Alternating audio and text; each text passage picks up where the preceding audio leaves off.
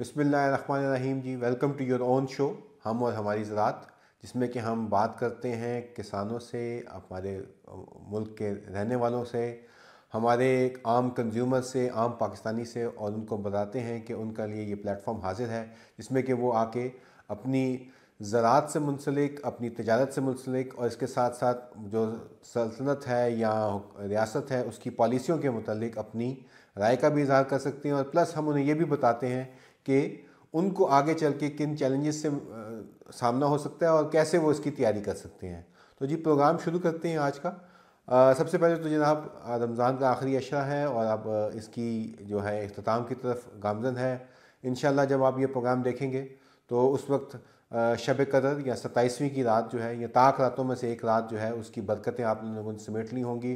तो मुझे उम्मीद है कि अल्लाह ताला हमारे ऊपर अपना जो करम है वो यूं ही जारी रखे और रमज़ान के बाद भी इस मुमलकत पाकिस्तान की तरक्की और फलाह के लिए हमें इस काबिल करें कि हम काम कर सकें, और हमारे हुक्मरानों को भी इतनी अकल और इतनी जहानत दे कि वो इस मुल्क को ठीक राह पे चला सकें। तो जी, प्रोग्राम शुरू करते हैं। सबसे पहले बात करते हैं जी, फिर दोबारा वो जो हॉट टॉपिक है वो वीट का है। वीट मैंने पहले भी आपसे लास्ट टाइम जब प्रोग्राम में अर्ज़ की थी कि पेट्रोल की प्राइसेस जो थी वो बढ़ रही थी, और वीट का मैंने कहा था कि हार्वेस्टिंग में मुख्तलिफ रेट्स जो मिल रहे थे, इसलिए मैंने कहा था आपसे कि आप अपने जो हार्वेस्टर हैं, कंबाइंड हार्वेस्टर या जो सर्विसेज दे रहे हैं लोग, उनके साथ अपनी प्राइसिंग जो है, उसकी जो लेबर है उसकी कास्ट या लेबर के जो चार्जेस हैं या उसकी जो उनकी मजदूरी है वो मुकम्मल तौर पे आप पहले से ही तय कर लें, क्योंकि आने वाले दिनों में इसके बढ़ने के इम्कानात ज़्यादा हैं। तो उम्मीद है कि आप लोगों ने उसके ऊपर बात कर ली होगी और अपने अपने सर्विस प्रोवाइडर से। लेकिन अगर आपको अभी भी ज़रूरत है तो किसान मददगार आपके लिए हाजिर है। आप उस पर अपने जो हमारा एग्री एडवाइज़र है वो आपके लिए कोई ना कोई इसका हल निकालने के लिए हमेशा आपके पास ये ऑप्शन रहता है उस पर रब्ता करने का। तो इसके साथ साथ वीट की बड़ी अच्छी फसल आ रही है जी। लोगों से हमने सर्वे करवाया है किसान मददगार ने, और ओवरऑल देखा है कि लोगों की 50 मन से ऊपर भी आई है फसल। हत्ता कि क्लाइमेट चेंज के और ये मौसमी असरात जो हुए थे, इसके असर आए हैं।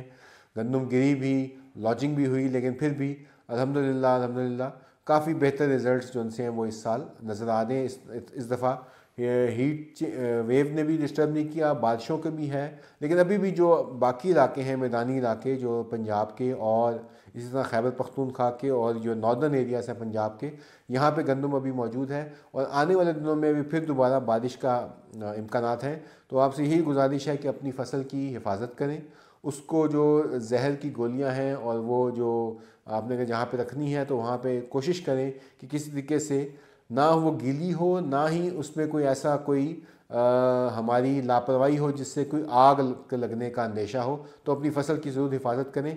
इसके साथ साथ मैं आज सुबह की आपको मालूमात दे देता हूँ। हमारे स्टाफ रिपोर्टर जो कि मुख्तलिफ़ इलाक़ों में काम कर रहे हैं, सिंध में, पंजाब में, KP में, बलूचिस्तान में, गिलगित बल्तिस्तान में, उनसे मालूमात मिलती रहती हैं। और अभी जो मौजूदा मालूमात आई हैं आज सुबह ही, सक्खर, खैरपुर, नवाब शाह, इन तमाम इलाक़ों में जहाँ पे कि गंदम की कटाई हो रही है या हो चुकी है और वहाँ पे गंदम की ख़रीदारी जारी है। सिंध हुकूमत ने 4000 का रेट रखा था, लेकिन हमें जो हमारे ज़राए बता रहे हैं कि अभी 4200 से लेकर 4500 रुपये तक ब्लैक में गंदम की फ़रोख्त हो रही है वहाँ पे। तो ये इसका मतलब ये हुआ कि आने वाले दिनों में लोग इस स्टॉक करने वाले या ज़ख़ीरा अंदोज़ इस बात को देख रहे हैं कि अगले 1 से 2 महीने के अंदर जो फसल है वो 5000 से 6000 रुपये मन पे चली जाएगी। तो ये पहले से ये मुतल्लका हुकाम को, इसमें हुकूमती अरकान शामिल हैं जो उनका ये महकमा ज़राअत के लोग हैं, उनको हम ये एक बावर करना चाहते हैं इस प्लेटफॉर्म से कि अगर इस किस्म की हरकत हो रही है तो उसको उनका ये काम है कि उसको चेक करें, और प्लस लोगों को ना सिर्फ कि गंदम सस्ती मिलनी चाहिए बल्कि ठीक गंदम भी मिलनी चाहिए। तो इसमें जो मिक्सिंग हो रही है उसका भी ख्याल किया जाए। तो ये वीट के लिहाज से ये पैगाम था कि अभी जो लोग जो कि ज़ख़ीरा अंदोज़ी के लिए सोच रहे हैं और इस मुबारक महीने में सोच रहे हैं, उनको मेरे ख़्याल से कानून को हरकत में आना चाहिए और उनको का किला कमा करना चाहिए। तो ये वीट के ऊपर जो सी थी ये बड़ी ज़रूरी आपकी ताकि इन्फॉर्मेशन देनी थी, ताकि हम इसको एक सस्ती जो रोटी है वो आम इंसान गरीब जो है, जो कि ऑलरेडी हमारी बहुत सारी मौजूदा जो साल गुजरा है इसमें 50 लाख से ज़्यादा लोगों ने अपनी नौकरियों से हाथ धो बैठे हैं। जो अफरात ज़र है, फूड इन्फ्लेशन 40 से 50% के दरमियान है, और आने वाले जो साल है उसमें वर्ल्ड बैंक और IMF ने कहा है कि हमारी जो ग्रोथ रेट है वो बिल्कुल ही ना होने के बराबर है।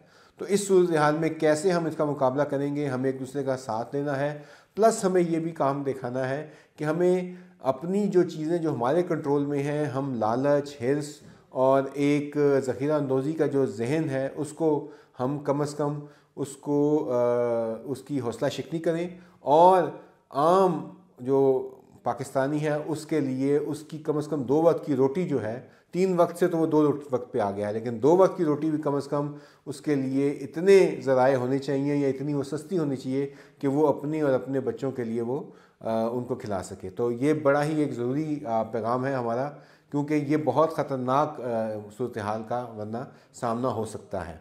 इसके साथ साथ जी हम देखते हैं कि अब ईद का आना है, और ईद के ऊपर मेरे ख्याल से वो पंजाब हुकूमत ख़ुसूसन, क्योंकि पंजाब हुकूमत के बहुत सारे जो सब्सिडी के प्रोग्राम थे जो कि DAP के ऊपर थी, सनफ्लावर के ऊपर थी, इस तरह दालों के ऊपर है, इस तरह मुकम्मल बीज के ऊपर है, इसी तरह खैबर पख्तूनख्वा में भी सब्सिडी है सनफ्लावर के ऊपर।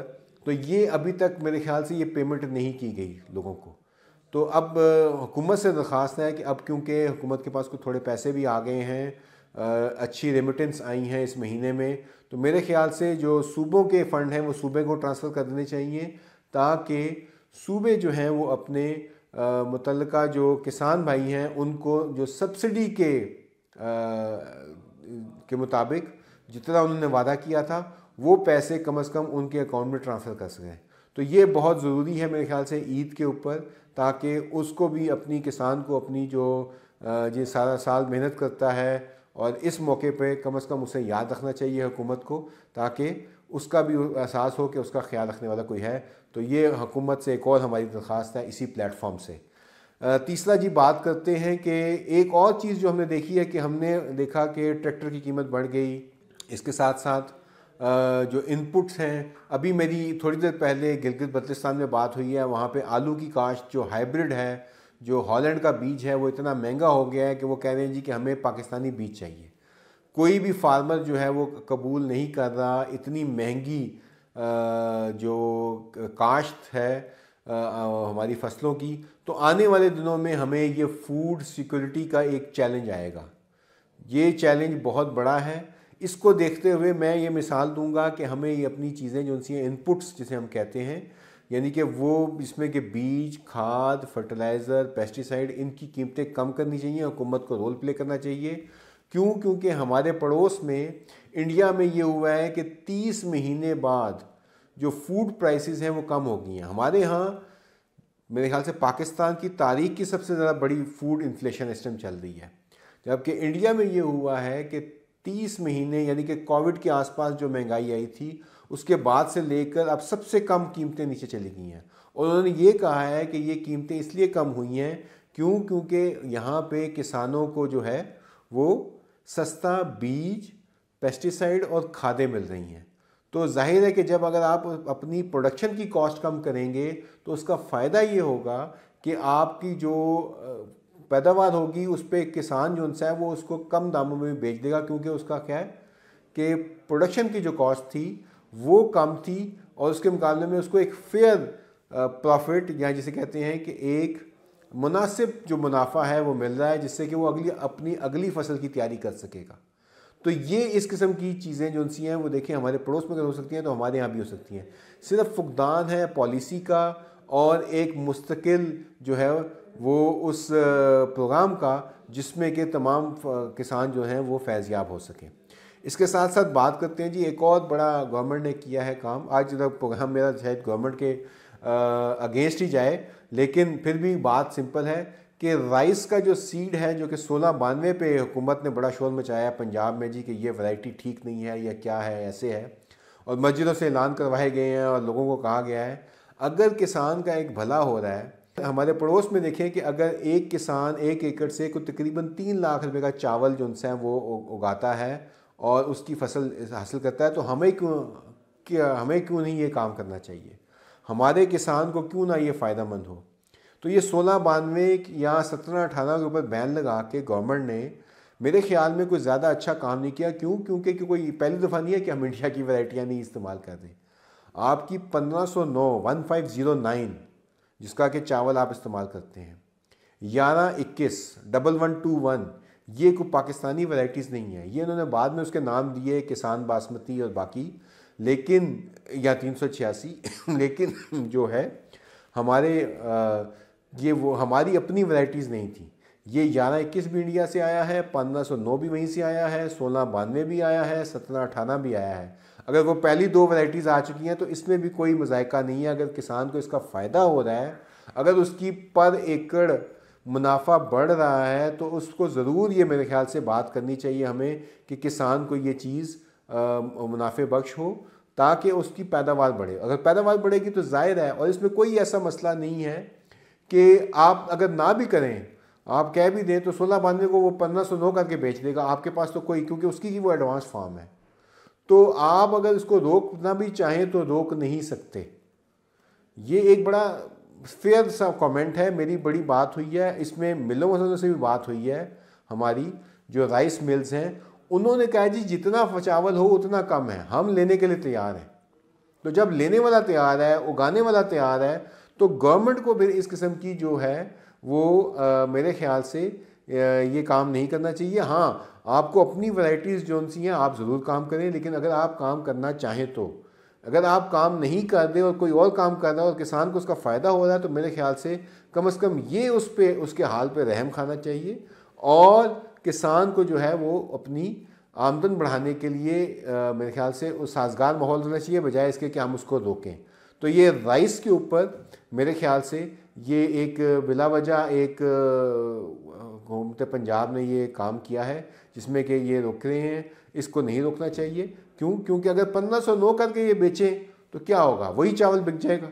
और मिल वाले कह रहे हैं हम लेने को तैयार हैं। मैं फिर दोबारा कह रहा हूँ, मिल वालों से सबसे बात हुई है, वो सब इसको वेलकम कर रहे हैं कि हम देंगे, और अगर ये एक्सपोर्ट भी होता है तो ये आपकी कोई ऐसी वैरायटी नहीं है जिसमें कि आप इसकी फिंगरप्रिंट करके और आपकी ये डिटेक्ट हो सके।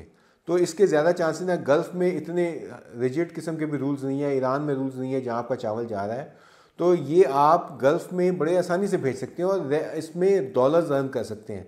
इसको लॉन्ग टर्म के ऊपर सोचें, और हमें ये अभी एक डॉलर बड़ा कीमती है, तो इसको अगर हासिल करना है तो मेरे ख्याल से 1692 और 1718 बेहतरीन वैरायटीज़ हैं हमारे मुल्क के लिहाज से, जिससे कि हमारा किसान जो है, खुसूसन चावल का जो काश्तकार है, उसमें हम काफ़ी जो है अर्न भी कर सकते हैं, प्लस उसको एक बेहतर रोज़गार भी मिल सकता है।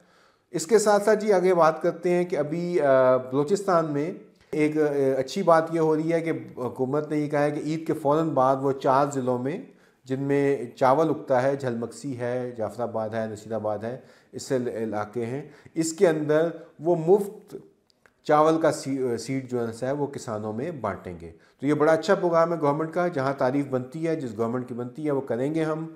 और इस सिलसिले में हमारा प्लेटफॉर्म भी हाजिर है गवर्नमेंट ऑफ पाकिस्तान के लिए और गवर्नमेंट ऑफ बलूचिस्तान के लिए, खुसूसन कि वहाँ के जो फार्मर हैं जो चावल लगाना चाहते हैं, हमारी जो एडवाइजरी सर्विसेज हैं, हमारा प्लेटफॉर्म है।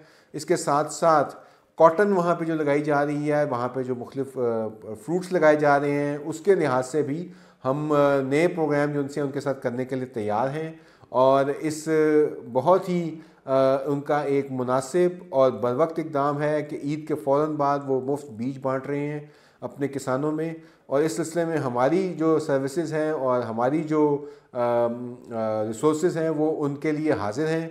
इसमें हम एडवाइजरी भी प्रोवाइड कर सकते हैं। और इस अच्छी खबर के साथ आज के प्रोग्राम को मेरे ख्याल से आपसे इजाज़त चाहेंगे। इंशाअल्लाह अगले प्रोग्राम में ईद के करीब ईद की मुसन्नतों के साथ दोबारा हाजिर होंगे। आपका बहुत बहुत शुक्रिया। लेकिन जाने से पहले इस चैनल को सब्सक्राइब ज़रूर करें, और इसके साथ साथ अगर आपका कोई सवाल हो, आपकी कीमती आरा हो, तो हमें ज़रूर उसके मुतल्लिक बताइए। आप हमसे हमारे प्लेटफॉर्म के ऊपर भी रब्ता कर सकते हैं, यूट्यूब में भी, फेसबुक के चैनल्स के ऊपर भी अपने कमेंट्स के थ्रू रब्ता कर सकते हैं। आपकी फ़ीडबैक हमारे लिए बहुत ज़रूरी है।